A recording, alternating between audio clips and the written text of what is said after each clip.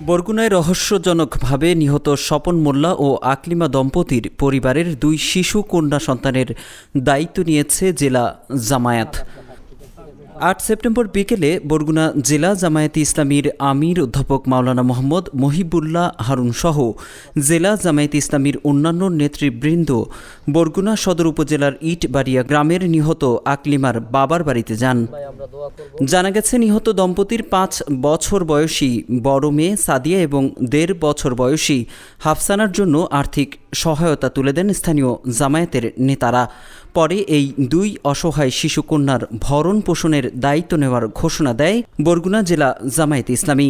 Extreme মশার coil plant fibre দিয়ে তৈরি, ডেঙ্গু চিকুনগুনিয়া বাহি সহ যে কোনো মশার বিরুদ্ধে দেয় এক্সট্রিম সুরক্ষা। তো যেহেতু বাচ্চা দুইটি এতিম অসহায়, পৃথিবীতে পিতা মাতার দুইজন একজন থাকলেও মোটামুটি কিছু আশ্বাস থাকে, যেহেতু উভয়ে চলে গিয়েছে এই বাচ্চা দুইটি একান্তই অসহায় এবং এই পরিবারটাও সম্পূর্ণ নিতান্ত অসহায় পরিবার ছিল।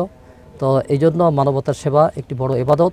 মূলত সেই জন্য আমাদের ডাক্তার শফিকুর রহমানের পক্ষ থেকে আপনারা জানেন, যখনই যেখানে দুর্যোগ আসে তখনই মানবতার সেবায় তিনি ঝাঁপিয়ে পড়েন।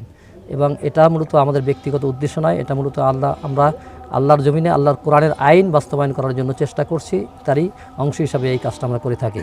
তো সেই জন্যই মূলত আমরা এই বাচ্চা দুইটির আমরা জিম্মাদারি নিয়েছি যে মেচিউর হওয়া পর্যন্ত তাদের খোরপোশ এবং খাওয়া দাওয়ার ব্যাপারে আমরা সব কিছুই আমরা করব। তবে ছোট বাচ্চাটা যেহেতু এখন পর্যন্ত সে দুধের বাচ্চা, তাকে মানে লেখাপড়ার ওই পর্যন্ত বয়স হওয়া পর্যন্ত তারা ফ্যামিলি যারা রয়েছে, তার নানি আছে, নানা আছে, তারা ব্যবস্থা করবেন।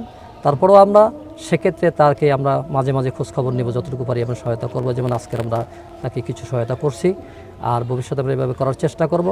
আর এই বড় বাচ্চাটা আমরা জানুয়ারি থেকে আমরা তার যাবতীয় সকল কিছু আমরা দায়িত্ব নিয়ে নিয়েছি।